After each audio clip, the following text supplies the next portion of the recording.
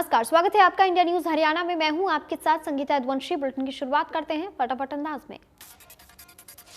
हरियाणा विधानसभा सत्र के तीसरे दिन की कार्रवाई में डिप्टी सीएम ने कहा कि हिसार में एलिवेटेड रोड बनेगी जिसकी लंबाई 9 किलोमीटर होगी। डिप्टी सीएम दुष्यंत चौटाला ने कहा कि रोड से शहर के लिए प्रवेश और निकास मार्ग भी बनाए जाएंगे। सदन में असंध से कांग्रेस विधायक शमशेर सिंह गोगी ने राजकीय विद्यालय में स्टेडियम बनाने का मुद्दा उठाया, जिस पर शिक्षा मंत्री कमलपाल गुर्जर ने कहा ऐसा कोई प्रस्ताव नहीं है। सीएम मनोहर लाल ने कांग्रेस विधायक शमशेर सिंह गोगी को आश्वासन देते हुए कहा कि प्रदेश में खेल विभाग की तरफ से नए स्टेडियम की मैपिंग करवाई जा रही है। सदन में बीजेपी विधायक सत्यप्रकाश जरावता ने उठाई नगर पालिका पटौदी को नगर परिषद करने की मांग। शहरी मंत्री अनिल विज ने बीजेपी विधायक सत्यप्रकाश को कहा कि नगर परिषद के गठन का प्रस्ताव मिला है जिस पर विचार किया जा रहा है। बीजेपी विधायक सत्यप्रकाश ने कहा कि पटौदी मंडी को हेली मंडी नाम नहीं दिया जाए बल्कि पटौदी मंडी नगर परिषद नाम दिया जाए। सदन में निर्दलीय विधायक राकेश दौलताबाद ने एचएसपीपी डिपार्टमेंट की कई खामियां गिनाई है और अनुपयोगी अतिक्रमण भूमि नीलाम करने का ब्यौरा मांगा है। खरखौदा से कांग्रेस विधायक जयवीर सिंह ने नहरों से गाद निकालने का मुद्दा उठाते हुए कहा कि नहरों के नाम पर पैसा तो जारी हो जाता है लेकिन साफ सफाई नहीं होती। पुन्हाना के बाड़ गांव से विधायक मोहम्मद इलियास ने पंप हाउस निर्माण का मुद्दा उठाया, जिस पर बिजली मंत्री रणजीत चौटाला ने कहा कि अगले साल पंप हाउस का काम पूरा होगा। नानौल से जेजेपी विधायक राजकुमार गौतम ने कोरोना डोज लेने के बाद शख्स की मौत पर परिवार को सरकारी नौकरी और आर्थिक मदद का मुद्दा उठाया, जिस पर मंत्री अनिल विज ने कहा कि शख्स की कोरोना डोज लेने की वजह से मौत नहीं हुई। अग्रोहा मेडिकल कॉलेज बोर्ड ने मौत को नेचुरल बताया था। इस पूरे मामले पर मुख्यमंत्री मनोहर लाल ने कहा कि परिवार ने पक्की नौकरी मांगी है लेकिन प्रावधान नहीं है। फिलहाल आउटसोर्सिंग के तहत नौकरी देने का आश्वासन दिया। रादौर से कांग्रेस विधायक बिशन लाल सैनी ने ओबीसी क्रीमी लेयर पर कहा कि सरकार ने क्रीमी लेयर 8 लाख से घटाकर 6 लाख कर दी है, जो कि ठीक नहीं है। विधानसभा में बीजेपी विधायक घनश्याम अरोड़ा ने कहा कि धर्मांतरण ना हो इसके लिए एसआईटी बनाई जाए और उसकी गतिविधियों पर रोक लगाई जाए। विधानसभा में खाद के मुद्दे पर किरण चौधरी ने कहा कि धरतीपुत्र को सरकार ने परेशान किया है। किसानों को पहले डीएपी खाद की किल्लत और अब यूरिया की किल्लत। किरण चौधरी ने प्रदेश में खाद की बहुत कमी ही बताई है, जिसके बावजूद भी उन्होंने कहा कि कालाबाजारी का काम धड़ल्ले से चल रहा है। तो वहीं किसानों को खाद लेने के लिए लंबी लंबी लाइनों में लगना पड़ता है, इसके बावजूद सभी किसानों को खाद नहीं मिलती, इस बात का जिक्र किया। किरण चौधरी ने कहा कि किसानों पर मुकदमे दर्ज किए जा रहे हैं जो कि सरासर गलत हैं।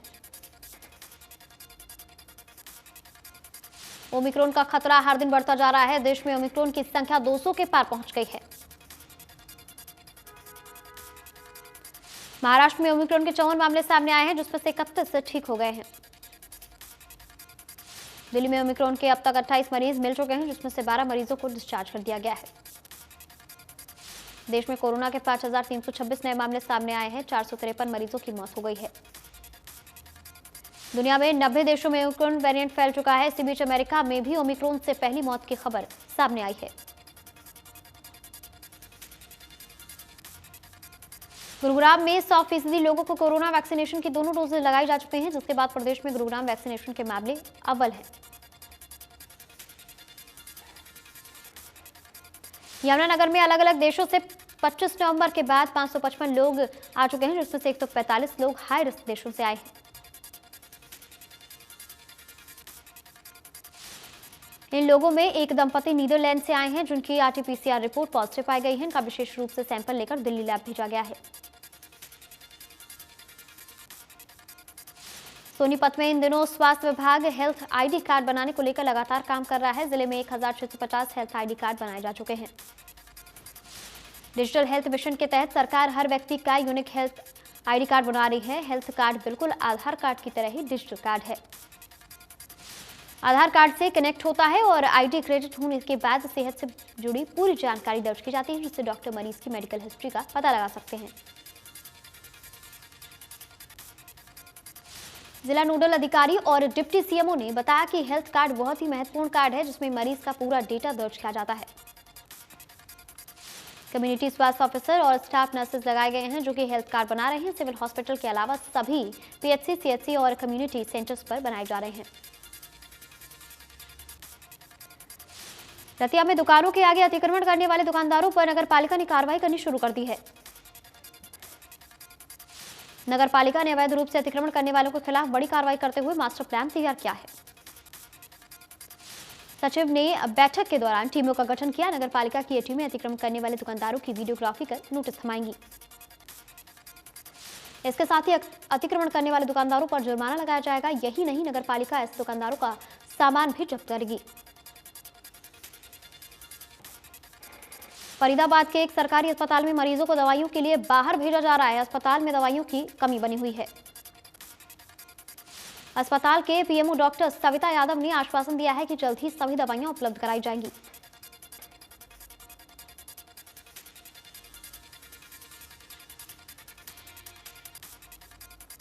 हांसी में रामायण टोल प्लाजा के आसपास के ग्रामीणों ने टोल पर धरना देने का ऐलान कर दिया है। लोग टोल माफ करने की मांग को लेकर के धरने पर बैठे हुए हैं। पहले जिस कंपनी के पास रामायण टोल प्लाजा का ठेका था उसे टोल के आसपास के 5 गांव के लोगों को टोल फ्री कर दिया गया है। लेकिन अब नई कंपनी को टोल का कॉन्ट्रैक्ट दे दिया गया है। लोगों का कहना है कि दीपल और भगाना गांव भी टोल से कुछ ही दूरी पर है, इसलिए इन गांव का भी टोल माफ किया जाए। तो वहीं महम के बलंबा गांव में पंचायत का आयोजन किया गया जिसमें ग्रामीणों ने बलंबा गांव के वाहनों के लिए टोल फ्री करने की बात रखी। ग्रामीणों ने 23 दिसंबर का समय दिया है। इससे पहले ग्रामीण मदीना टोल प्लाजा अधिकारियों से बातचीत करेंगे। उनका कहना है कि अगर इस दौरान बात नहीं बनती है तो रविवार को गांव में पंचायत होगी जिसमें कोई ठोस निर्णय लिया जाएगा। फरीदाबाद के सिविल अस्पताल में युवाओं ने नुक्कड़ नाटक कर लोगों को स्वच्छता और बढ़ते प्रदूषण को लेकर के जागरूक किया। नाटक के माध्यम से उन्होंने वहां पर मौजूद लोगों को बताया कि प्रदूषण और स्वच्छता अभियान किस तरीके से आगे बढ़ाया जा सकता है और लोगों को अच्छा स्वास्थ्य प्रदान किया जा सकता है।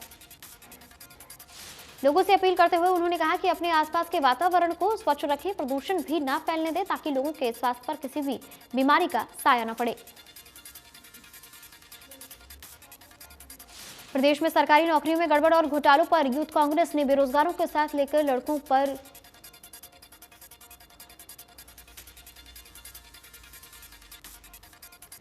वहीं यूथ कांग्रेस के अध्यक्ष राकेश शर्मा ने कहा कि गरीब बच्चे महंगी फीस अदा कर पढ़ाई और कोचिंग लेते हैं, लेकिन एचपीएससी में हो रही धांधली के चलते योग्य बच्चों से उनका रोजगार का हक छीना जा रहा है। क्रशर संचालकों ने सरकार को चेतावनी देते हुए कहा है कि या तो क्रशर्स को चलाने की अनुमति दी जाए अन्यथा भूख हड़ताल पर बैठेंगे और जबरदस्ती क्रशर चलाने पर मजबूर होंगे।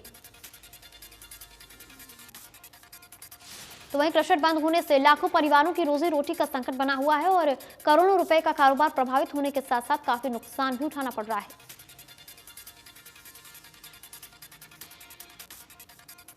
बता दें कि एनजीटी ने गत 11 नवंबर से क्रशरों की अनिश्चितकालीन बंद करने के निर्देश जारी कर दिए हैं जिससे दादरी जिले के करीब 300 क्रशर बंद हैं। रेवाड़ी में जिला सचिवालय में एबीवीपी कार्यकर्ताओं और राजकीय महाविद्यालय के छात्र छात्राओं ने प्रदर्शन कर महामहिम राज्यपाल, मुख्यमंत्री और शिक्षा मंत्री के नाम जिला उपायुक्त को ज्ञापन सौंपा। कार्यकर्ताओं ने कहा कि 2015 में सीएम मनोहर लाल ने सेक्टर 20 में राजकीय महाविद्यालय की नई बिल्डिंग बनाने की घोषणा की थी, लेकिन अब तक उसे कैंसिल कर गांव चंदावास में बनाया जाएगा।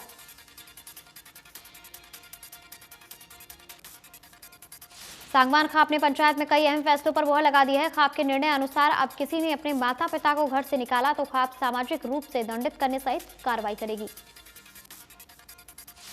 इसके अलावा युवक युवती की शादी भी परिवार से रजामंदी के बाद ही होगी। इसके साथ ही सामाजिक कुरीतियों के खिलाफ खाप की अगुवाई में महापंचायत बुलाकर कई बड़े फैसले लिए जाएंगे।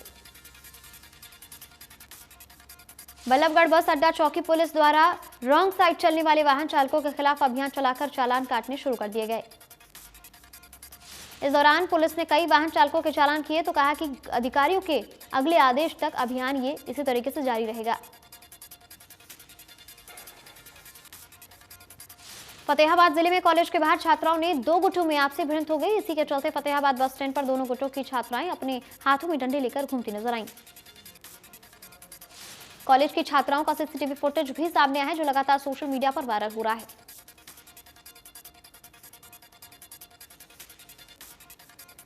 फतेहाबाद के भुना इलाके में बदमाशों ने 2 राहगीरों पर हथियारों से हमला कर दिया, जिसमें दोनों शख्स घायल हो गए हैं। तो वहीं प्रदर्शियों के मुताबिक बदमाशों के पास पिस्टल और तलवारें थी। फिलहाल दोनों घायल अस्पताल में भर्ती हैं। हिसार के बिरका गांव में पानी की मोटर चोरी के मामले में दलित युवक की पीट कर हत्या कर दी गई। इस पूरे मामले में 7वें दिन भी पीड़ित पक्ष और प्रशासन के बीच मांगों पर सहमति नहीं बनने के कारण शव को 7वें दिन भी नहीं उठाया गया। गुप्त सूचना के आधार पर पुलिस ने बंद पड़ी दुकान की तलाशी ली, जिसमें 59 पेटी अवैध शराब बरामद की गई है। फिलहाल पुलिस ने मामला दर्ज कर लिया है और फरार आरोपी की तलाश शुरू कर दी है। कुरुक्षेत्र के पेहोवा रोड पर रेडीमेड गारमेंट की दुकान में अचानक भीषण आग लग गई। फायर ब्रिगेड ने आग पर काबू पाया। दुकान का सारा सामान तब तक जलकर राख हो गया था। नशा तस्करों पर कार्रवाई करते हुए सीआईए टोहाना पुलिस टीम ने गश्त के दौरान एक व्यक्ति को 30 ग्राम हेरोइन सहित गिरफ्तार किया है। पुलिस ने शक के आधार पर उस व्यक्ति को रुकवाकर तलाशी ली तो उसके पास से एक लिफाफे में हेरोइन मिली है। पलवल के फिरोजपुर गांव में एक युवक का शव पेड़ से लटका हुआ मिला। सूचना मिलते ही पुलिस मौके पर पहुंची और शव को पोस्टमार्टम के लिए अस्पताल भेज दिया। मृतक के परिजनों ने गुराक्सर गांव के 6 लोगों के खिलाफ हत्या का मामला दर्ज कराया है। फिलहाल पुलिस आगे की कार्रवाई में जुटी हुई है। गुरुग्राम के सेक्टर 38 में एक शख्स की गोली मार करके हत्या कर दी गई। सूचना मिलते ही पुलिस मौके पर पहुंची और शव को कब्जे में ले लिया। मृतक इस्लामपुर गांव का रहने वाला बताया जा रहा है। फिलहाल पुलिस ने मामला दर्ज कर लिया है। आगे की कार्रवाई शुरू कर दी है। हिसार के अग्रोहा गांव में एक व्यक्ति ने अपने परिवार के 4 लोगों की हत्या कर ली और उसके बाद खुद भी आत्महत्या कर ली। सूचना मिलते ही डीआईजी बलवान मौके पर पहुंचे और घटनास्थल का मुआयना किया। डीआईजी के मुताबिक घर के मुखिया ने मोक्ष प्राप्ति के लिए पूरे परिवार की हत्या कर दी थी। इसके बाद खुदकुशी कर ली। कुरुक्षेत्र के शाहबाद उपमंडल की झाड़ियों में एक अर्धजला अज्ञात शव मिला है, जिससे पुलिस ने कब्जे में ले लिया है और आगे की कार्रवाई शुरू कर दी है। श्रीनगर में मौसम की अब तक की सबसे सर्द रात दर्ज की गई है। न्यूनतम तापमान 0 से 6.0 डिग्री सेल्सियस कम दर्ज किया गया है, जो कि सामान्य से 4.5 डिग्री कम था। तो वहीं स्थानीय लोगों को ठंड से कोई राहत मिलती नहीं नजर आ रही है, क्योंकि मौसम विभाग ने आने वाले दिनों में तापमान में और भी गिरावट दर्ज करने की बात कही है। पिछले 10 सालों में 4 बार ऐसा हुआ है जब श्रीनगर में पारा 0 से 6.0 डिग्री सेल्सियस या उससे अधिक तक गिर गया हो। उत्तरी कश्मीर के बारामूला जिले के विश्व प्रसिद्ध रिजॉर्ट गुलमार्ग में पारा 0 से 8.5 डिग्री सेल्सियस से नीचे दर्ज किया गया। जम्मू कश्मीर की शीतकालीन राजधानी जम्मू में न्यूनतम तापमान 2.3 डिग्री सेल्सियस रहा, जो सामान्य से -6.6 डिग्री सेल्सियस कम है।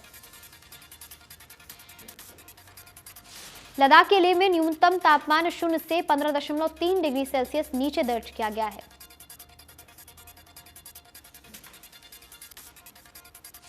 पहाड़ों पर बर्फबारी के बीच मैदानी इलाकों में शीतलहर का सितम लगातार जारी रहेगा। राष्ट्रीय राजधानी दिल्ली भी ठंड से कांपने लगी है।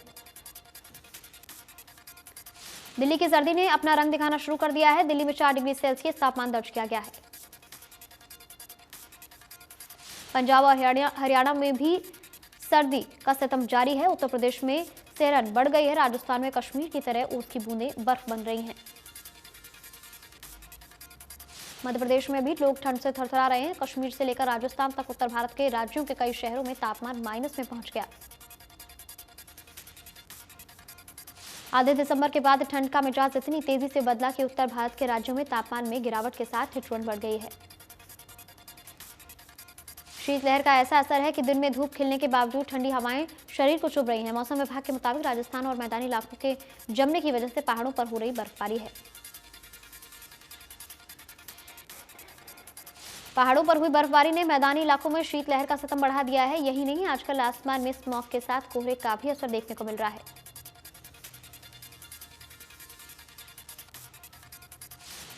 बल्लभगढ़ में सर्दी के मौसम में पहला कोहरा देखने को मिला है। इस कोहरे ने जहां ठंड को बढ़ावा दिया है, तो वहीं अधिकतम तापमान में भी गिरावट देखने को मिली है।